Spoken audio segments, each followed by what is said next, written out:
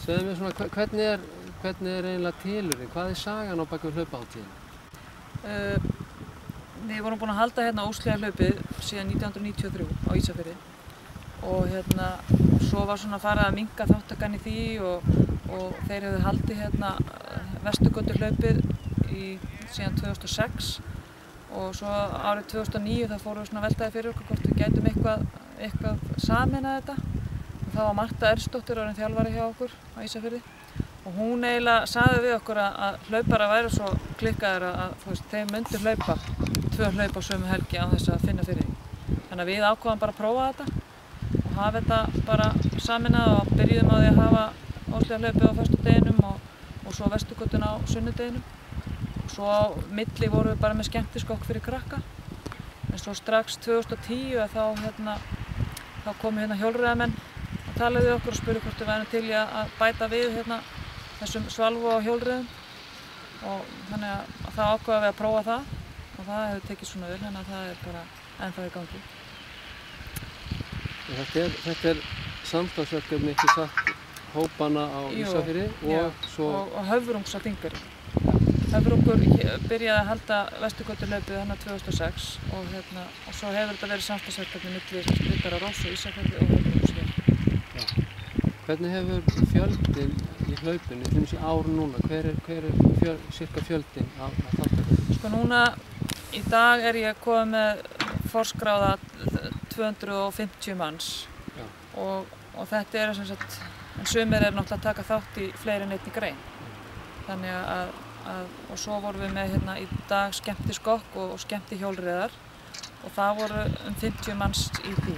Þannig að í heildina er þetta tæplega 300 manns en svo eru ansi margir sem taka þátt í fleiri en einni grein. Er þáttakan að aukast, finnurðu það? Hún er bara svona svipuð og undanfarin ár.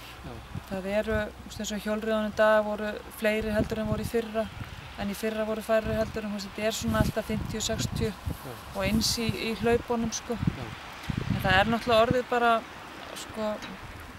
það er svo mikið í boði, alls þar. Og fólk náttúrulega velur og maður skilur það alveg sko. Þannig að þetta er svona bara, já. Sérðu sama fólki koma hérna aftur og aftur? Já, það er alltaf sama fólki sem kemur aftur og aftur, en við erum samt alltaf að fá ný andlit og fólk er rosalega ánægt og eins og þessari hjólreiðakeppni hérna í dag þó allir hafi komið drullir upp fyrir haus og það var þetta besta upplifun bara ever og þannig að það er alltaf það sem fólk er að leita eftir sérstaklega í hjólreiðum.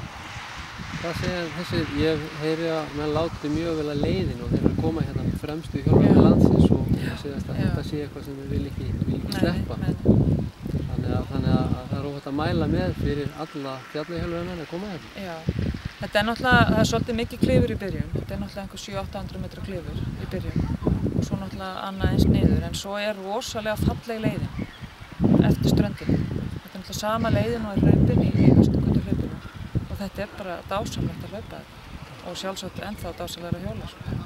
Nú Vesturgatan á morgun, já, bæði 24 og 10, já, og svo 45 og það eru rúmlega 60 þáttakendur í 10, 50 í 24 en svo eru bara 4 í 45.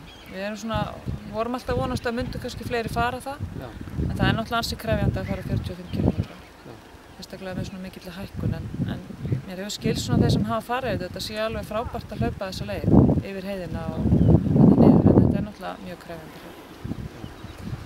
Ég sé að þið eru með tæknivædd, þið eru allt í flögum og mjög vel staðið öllu hérna, úrslitin komið strax og allt í góðum gír. Hefur það ekki reynst bara vel að fara strax yfir í svona tækni? Jú, við höfum alltaf verið með þessa flögukerfi. En auðvitað náttúrulega erum við bara að læra á þetta eins og aðrir sko og við svona alltaf á hverju ári reynum að bæta það og við skoðum alltaf athugasemdirnar sem komin á hlaup.is einkunnagjafir og svona, þannig að við reynum alltaf að bæta það sem miður hefur farið ári áður. Og við erum núna með hann Birgi sem er hann í tímatöku.net og þetta er bara mjög þægilegt. Það þarf maður ekki að hafa ágjörðan inn. Hérna svona lokum, skokkhópurinn á Ísafirði, Riddara Rósu. Hvernig gengur að halda honum úti, ég meina þáttaka á kannski ekki stærri stað en Ísafirði? Er stór hópur að æfa? Sko, þegar Marta Ernst flutti til okkar hérna 2009, eða hún flutti reynda 2008, já. Og svo hérna byrjuðum við og þá jókst rosalega mikið hlaupa áhugi. Hún dró með sér rosalega marga. Og svo fór hún í fyrra og við erum alveg 30-40 í hlaupahópnum. Og við erum alltaf með bara æfingar frá henni og svo bara skiptust við á að stjórna æfingum og hún kemur nokkru sinnum. Þannig að það gengur bara mjög vel og það er mjög gaman á æfingum hjá okkur. Já. Þannig allir hlaupara sem er leið Ísafjörð? Já, allir velkomnir æfingar. Já, það er mjög gaman. Og það, já, og eins og í framhaldi eins og á þessari hátíð þá hittust við alltaf í Holti í Önundarfirði á mánudeginum eftir hátíðina og förum í sjósund og hlaupum í sandinum. Já. Og svo á þriðjudeginum eftir hlaupahátíð á hverju ári þá förum við og hlaupum frá Skálavík til Ísafjarðar. Og það eru bara riddararnir og allir velkomnir sem vilja, sko. Það hefur verið rosalega gaman. Mjög skemmtilegt. Frábært. Takk fyrir þetta. Já, það var lífið.